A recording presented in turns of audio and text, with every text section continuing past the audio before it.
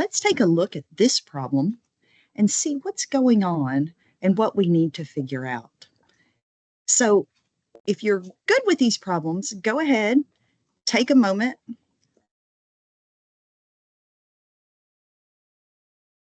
pause this, and try. If not, just watch and follow along as I work through the problem. Notice this is a limiting reactant problem. If we start looking at what we're given 50 milliliters of a 2.1 molar copper 2 sulfate solution, and we're given 150 milliliters of a 1.7 molar sodium hydroxide solution. And the first thing we want to know is how many grams of precipitate we can make. Well, to make this an easier problem, our best bet is to figure out how many moles of each reactant we're dealing with. So for A, I'm going to find moles of each reactant. Okay, go on. Okay, so I'm going to use big M equals moles over liters. If I do this for the copper 2 sulfate, I have 2.1 equals, don't forget, change this to liters.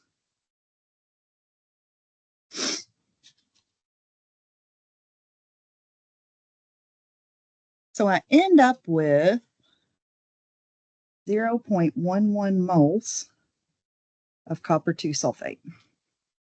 Now I'm going to do the same thing for the other reactant. I have 1.7 molar.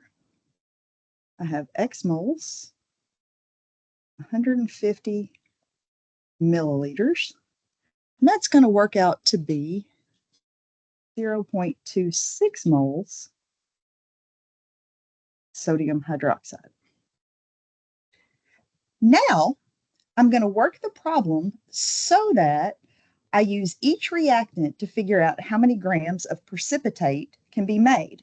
Remember, your limiting reactant will make the smallest amount of precipitate, and that is going to be the maximum precipitate you can make.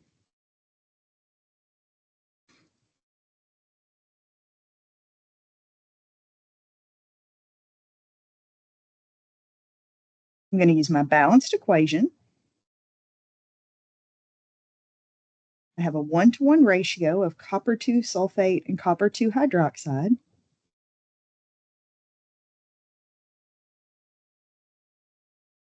In 1 mole of copper 2 hydroxide, I used my periodic table ahead of time and found out it has a molar mass of 97.57 grams.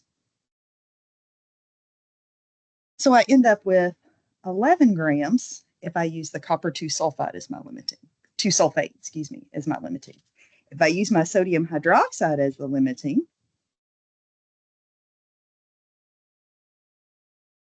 I have 2 moles of sodium hydroxide for every 1 mole of copper 2 hydroxide, and 1 mole of copper 2 hydroxide, again, is 97.57 grams.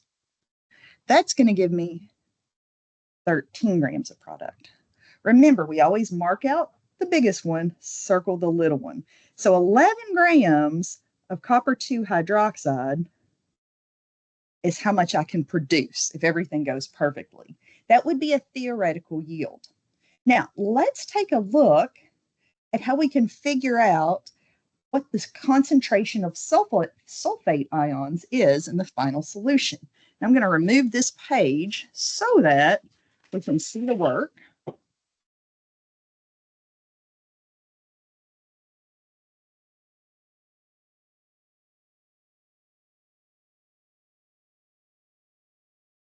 So they're asking for what is the sulfate concentration? Remember, anytime we have something in brackets, that's asking for its molarity in the final solution.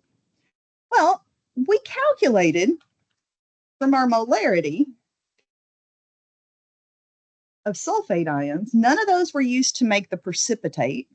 So I have 0.11 moles of copper 2 sulfate. Well, that's in a 1-to-1 ratio of copper moles. So for 1 mole of that, I would have 0.11 moles of copper ions. And I would have 0.11 moles of sulfate ions. Okay. Well, my number of sulfate ions hasn't changed. So if I'm looking at big M equals moles over liters, and remember, big M is the same thing as when we have something in brackets, I know that my number of moles of sulfate ions is 0.11 moles. SO4 2 minus. But now I mixed 50 milliliters or 0.0500 liters with 0.1500 liters. So my new volume is 0.2000 liters.